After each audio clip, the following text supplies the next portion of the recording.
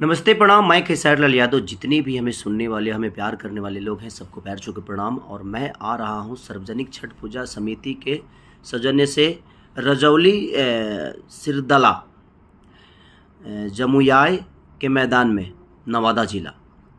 ये रजौली सिरदला जमुयाय के मैदान में, नवादा जिला।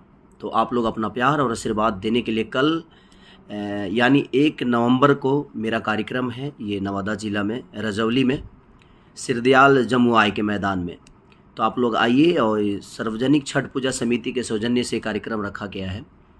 और हम ही नहीं, कल एक मेरा गाना भी रिलीज़ हो रहा है, उसी के सौजन्य से। आप हमारी नम्रता मल्ला, जो अभी आप लोगों ने देखा था गाना, बहुत सारे गाने में उन्होंने किया है।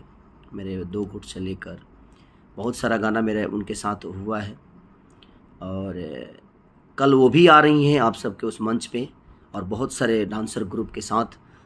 आप लोग का प्यार पाने के लिए हम भी आ रहे हैं। तो कल आइए और अपना प्यार और आशीर्वाद दीजिए। Love you.